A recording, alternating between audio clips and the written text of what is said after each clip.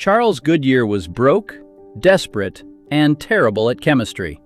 So how did he accidentally invent the thing your car cannot drive without? It is 1839 in Woburn, Massachusetts. Goodyear is obsessed with making rubber work in the cold.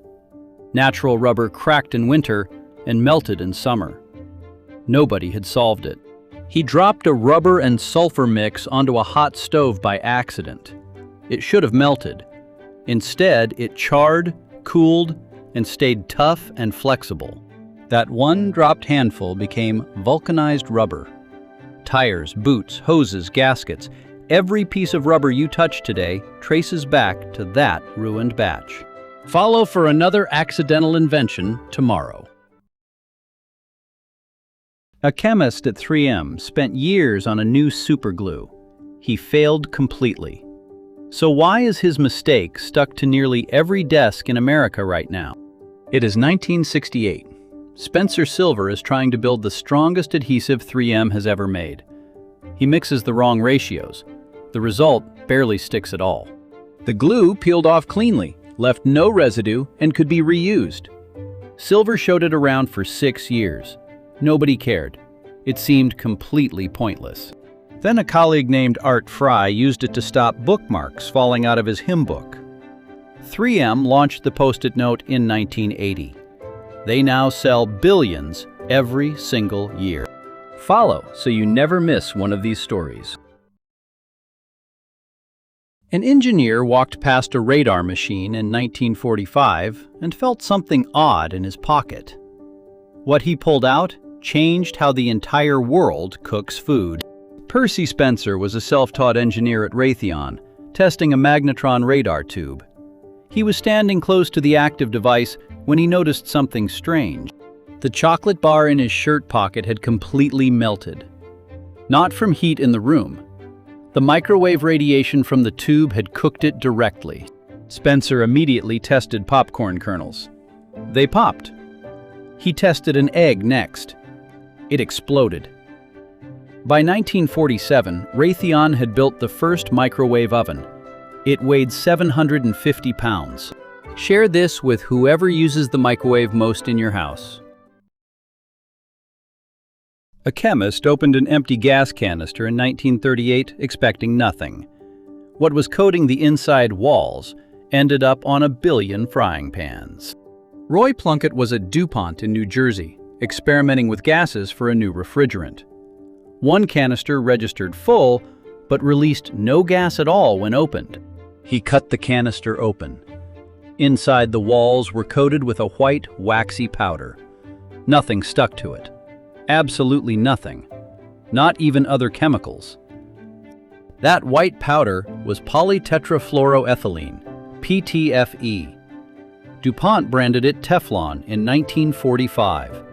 It coats frying pans, spacecraft heat shields, and medical implants today. Follow for more accidental discoveries that run your everyday life. A French chemist dropped a glass flask in 1903. It broke into 100 pieces and somehow stayed in one piece at the same time. He stared at it for a long time. Edouard Benedictus was working in his Paris lab in 1903. The flask had been used to hold a cellulose nitrate solution. The liquid had completely evaporated, leaving a thin film inside. That dried chemical film held every shard of broken glass in place.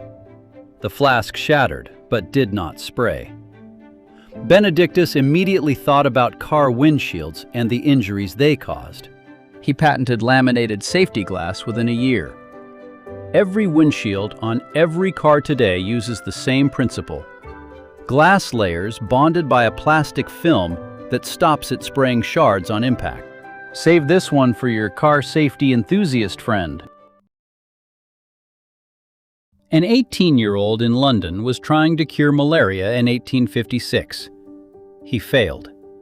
But the stain left in his flask accidentally launched an entire branch of modern medicine. William Perkin was 18 years old, working in his home lab in London. He was attempting to synthesize quinine, the only known malaria treatment at the time, from coal tar. The experiment made a thick, black sludge. When he rinsed the flask with alcohol, the rinse water turned a brilliant, vivid purple. Not an accident he ignored, one he leaned into. That purple, called mauvine, became the first synthetic dye ever made. It launched the global chemical industry. That same industry later produced the first synthetic antibiotics in the 1930s. Follow, because these stories only get better from here. A physicist wrapped his machine in black cardboard in 1895 to block any light from escaping. Then something on the other side of the room started glowing anyway. Wilhelm Röntgen was in Würzburg, Germany on November 8, 1895, testing a cathode ray tube. He wrapped it in cardboard to contain any visible light. The room was completely dark.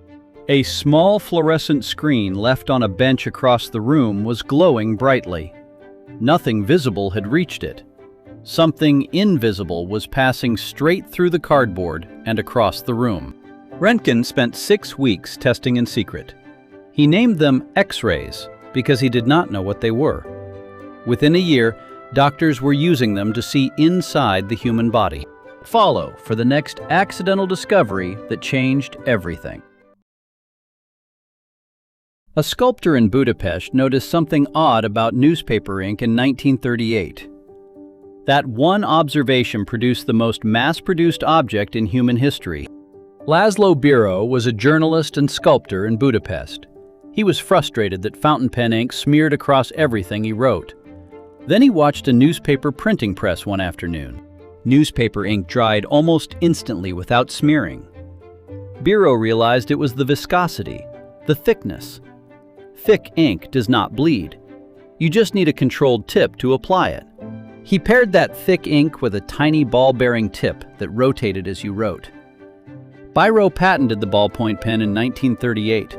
Over 100 billion have been made since. It is the most reproduced object ever created. Follow the channel and share this one with someone holding a pen right now.